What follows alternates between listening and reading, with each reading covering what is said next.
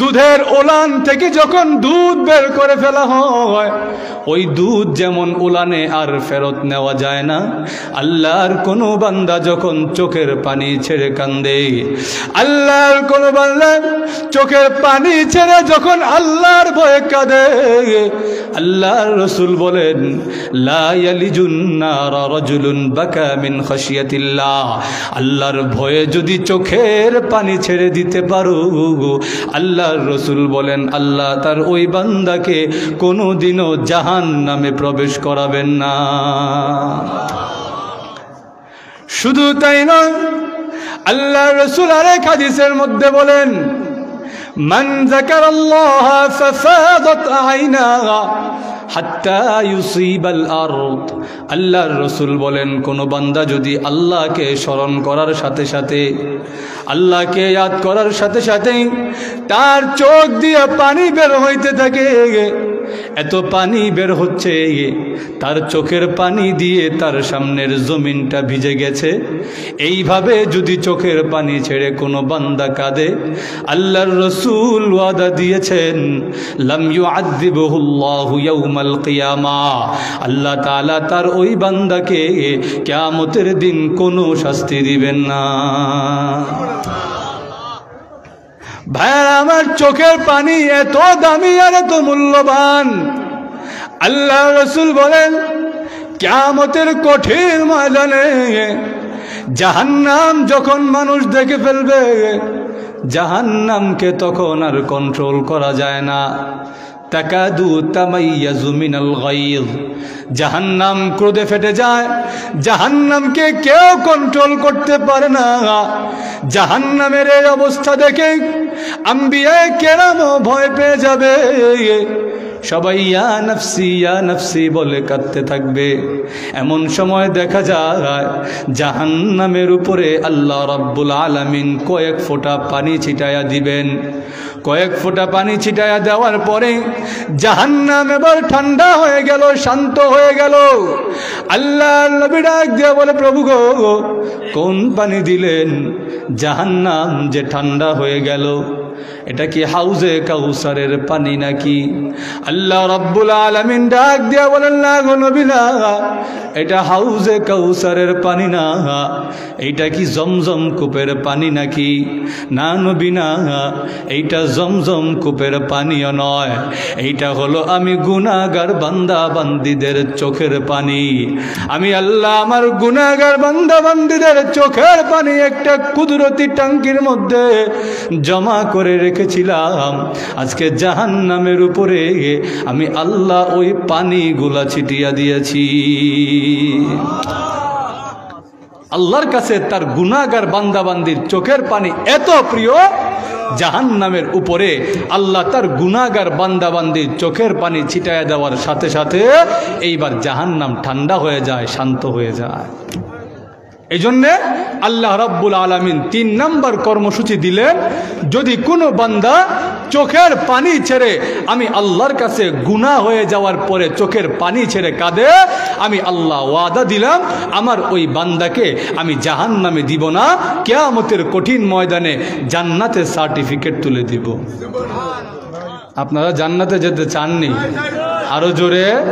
জান্নাতে যদি যেতে হয় আমাদের 3 নম্বর শর্ত হলো যে আমাদের গুনাহ হয়ে যাওয়ার সাথে সাথে আল্লাহর কাছে তওবা করে মাফ চাওয়ায় নিতে হবে। এই জন্য সাহাবাই কেরামের জিন্দিগির দিকে তাকান। সাহাবাই কেরামের প্রতি আল্লাহ এত সন্তুষ্ট কেন ছিলেন? সাহাবাই কেরামেরও ভুল হয়ে গেছে, গুনাহ হয়ে গেছে।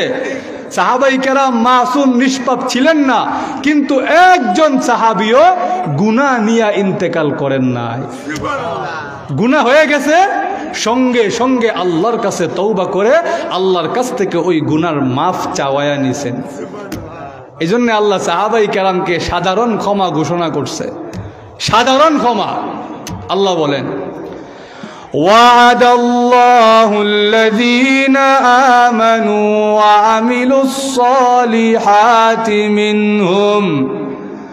منهم مغفرة وأجرا عظيما।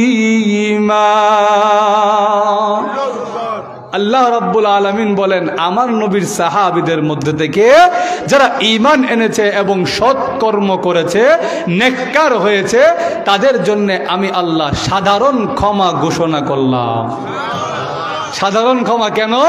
সাহাবাই কেরাম গুনাহ হয়ে গেলে সঙ্গে সঙ্গে তওবা করে আল্লাহর কাছ থেকে ওই গুনার মাফ নিয়ে নিছেন, এরপর কবরে গেছেন। এর আগে কবরে যান নাই। গুনাহ মাফ হয়েছে কিনা এই গ্যারান্টি আগে নিয়ে নিছে, এরপর কবরে গেছে, এর আগে কবরে যান নাই। আল্লাহর নবীর এক সাহাবী ছিলেন, ওনার নাম মাইজ বিন মালিক রাদিয়াল্লাহু তাআলা। অসুবিধা হইতাছে না আপনারা? একটা ঘটনা বলতাম নি। আল্লাহর নবীর এক সাহাবী হযরত মাইজ বিন মালিক রাদিয়াল্লাহু তাআলা আনহু, তিনি নবীর কাছে এসে বলে, ওগো নবী, আমাকে আপনি পাক করে দেন, তাহহিরনি, আমাকে পাক করে দেন। আল্লাহ রসুল বলেন, কিসের থেকে পাক করব? কি কইতাছো? কি পাক করতাম? হুজুর আমারে পাক করেন, আমি বড় গুনাহ করে ফেলছি, আমারে পাক করে দেন, আমি জানি না, আমারে পাক করেন। আল্লাহ রসুল বলেন, তুমি আমার কাছে পরে আইসো, আল্লাহর কাছে তওবা করো, পরে আইসো। রসুল বুঝেন নাই সে কি বলতেছে, বলে তুমি পরে আইসো, আল্লাহর কাছে তওবা করো, আমার কাছে পরে আইসো, এখন যাও। উনি কিছুক্ষণ পর আবার আসে, আইসা বলে, হুজুর আমারে পাক করেন, আমার জিন্দিগি শেষ, আমারে পাক করেন। আল্লাহ রসুল বলেন, রে মাইজ, তোমারে কি থেকে পাক করব? কি হয়েছে তোমার? হযরত মাইজ বিন মালিক রাদিয়াল্লাহু তাআলা আনহু বলেন, হুজুর আমি তো ভুলে জিনা করে ফেলছি, আমাকে জিনার গুনাহ থেকে আপনি পাক করে দেন। নবীর বিশ্বাস হয় না, আমার সাহাবী জিনা করতে পারে না। নবী সাহাবীদেরকে জিজ্ঞেস করে, মাইজ কি পাগল হয়ে গেছে? সাহাবাই কেরাম বলেন, না না হুজুর, মাইজ তো পূর্ণ সুস্থ, মাইজ পাগল হয় নাই। রসুল বলেন, মাইজ কি ভুলে তাইলে মদ পান করে আসছে নাকি? এ যা কইতাছে এটা তো বাস্তব না, এ কি মদ টদ খায় আসছে নাকি? আরেক সাহাবী মায়াজের মুখের কাছে এসে গন্ধ শুকলেন, শুকে বলে, হুজুর মায়াজের মুখ থেকে তো মদের গন্ধও আসে না, মায়াজ তো মদ্যপ না, নেশাগ্রস্ত অবস্থায়ও নাই, সে যা বলতেছে সুস্থ অবস্থায় বলতেছে। আল্লাহর রসুল বলেন, যদি সুস্থ অবস্থায় বলে থাকে তাহলে মায়াজের জন্য রজমের ব্যবস্থা করো। রজম বুঝেননি আপনারা? ইসলামের বিধান হলো, যেই পুরুষের স্ত্রী আছে আর যেই মহিলার স্বামী আছে, এই জাতীয় নারী পুরুষ যদি জিনায় লিপ্ত হয়ে যায়, ইসলামের নিয়ম হলো জিনার অপরাধে তাদেরকে পাথর মেরে মেরে হত্যা করা হবে। আল্লাহর জমিনে তাদের থাকার কোনো অধিকার নাই। এই জন্যে তাদের দেখে দেখে সমাজ ঠিক হয়ে যাবে যে বাবারে, যে শাস্তি ঠিক করে রাখছে, আমি এই কামও নাই। জোরে বলেন ঠিক কিনা? ওয়াজ নসিহত যেমন দরকার, মাঝে মাঝে কিছু ফিডানো দরকার। জোরে বলেন ঠিক কিনা? ওয়াজ নসিহত হলো ভিতরে, কলপটা যে আছে এইটার মলম, এইটার মালিশ, আর উপরে যে আল্লাহ আমরা একটা ত্বক দিছে, চামড়া দিছে, মাঝে মাঝে এইটারও ঠিক করানোর লেগে কিছু লাড়ি দরকার। ইসলামে যেমন ওয়াজ নসিহত আছে, আল্লাহ রসুলকে বলছে, ওয়াযাক্কির ফা ইন্না যিকরা তানফাউল মুমিনিন। ওগো নবী, আপনি মুমিনদেরকে নসিহত করতে থাকেন, নসিহত মুমিনদেরকে উপকৃত করবে। আবার আল্লাহ রাব্বুল আলামিন আল্লাহর রসুলকে এই নির্দেশও দিয়েছেন, ওগো নবীজি, কোনো বিবাহিত নারী পুরুষ যদি জিনায় লিপ্ত হয় তাদেরকে আপনি রজম দেন, পাথর মেরে আঘাত করতে করতে হত্যা করে ফেলেন। আল্লাহর জমিনে তাদের বেঁচে থাকার কোনো অধিকার নাই, তাদের অধিকার তারা হারিয়ে ফেলেছে। হযরত মাইজ বিন মালিক যখন এইভাবে কান্নাকাটি আরম্ভ করলেন, আল্লাহর রসুল তার জন্য রজমের ব্যবস্থা করলেন। সাহাবাই কেরাম তাকে রজম করে তার যখন ইন্তেকাল হয়ে গেল, দুই দল লোক হয়ে গেল। আমরা সমাজে তো একটা ঘটনা ঘটলে এমনি দুই দল হয়ে যায়। জোরে বলেন ঠিক কিনা? একজন শুনছিলাম বলছে যে বাঙালিরা খালি দুইটা দল বানায় দাও, বাকিরা এরা দীক্ষা লইব। জোরে বলেন ঠিক কিনা? আমরা দুইটা দল করে দাও, এক দল থাকতাম আমরা ভালো লাগে না, দুই দল আমরা করে দাও, এবার বাকিটা আমরা দীক্ষা লম। তো কোনো ঘটনা ঘটার পরে দুইটা দল হয়ে যায়। আল্লাহ রসুলের যুগেও এক দল বলতেছে, মাইজ কি কামটা করলো, এটা কি ঠিক হইলো? এমন লোক আমরা সমাজে আছে না নাই? দেখবেন যে বেটা খুব সুফি মানুষ, সুবহানাল্লাহ সুবহানাল্লাহ, আচ্ছা হাজী সাহেবের ছেলেটা যে কামটা করলো এটা কি ঠিক হইলো? সুবহানাল্লাহ সুবহানাল্লাহ। ইয়া আল্লাহ, এমন লোক নাই না আমরা সমাজে? নবীর যুগে এমন কিছু লোক ছিল, হাদিসের মধ্যে আসছে দুই দল লোক হয়ে গেছে। একদল বলতেছে মায়েজ যে কাজটা করলো এটা কেমনে করলো? হ্যাঁ, হে আল্লাহর জমিনে থাকিয়া আল্লাহর রিজিক খায়া হে জিনা কইরা লইলো, এত বড় কামটা কেমনে করলো? আর একদল লোক বলে মায়েজ যেই তওবা করেছে এমন তওবা আমরা জিন্দেগিতে কোনোদিনও দেখি নাই। আল্লাহর নবীর দরবারে এসে মায়েজ দুইটা হাত এমন ভাবে করে বলে, ইয়া রাসূলুল্লাহ, ইয়া হাবিবাল্লাহ, আল্লাহর নবী গো, আমি মায়েজ গুনাহ করে ফেলেছি। আমি মায়েজকে যদি আপনি পাথর মেরে মেরে হত্যা না করেন, আমি মায়েজকে আল্লাহ মাফ করবে না। আর আমি মায়েজকে যদি আল্লাহ মাফ না করে গো, আমি মায়েজ আল্লাহর শাস্তি ভোগ করার মতো ক্ষমতা আমার নাই। আপনি আমাকে পাথর মেরে মেরে হত্যা করে ফেলুন। মায়েজ যেই তওবা করেছে এমন তওবা আমরা জিন্দেগিতে কোনোদিন দেখি নাই। আল্লাহর নবী, বিশ্ব নবী রাহমাতুল লিল আলামিন দুই দলের কথা শোনার পরে একদিন সাহাবাই কেরামের সামনে আসলেন।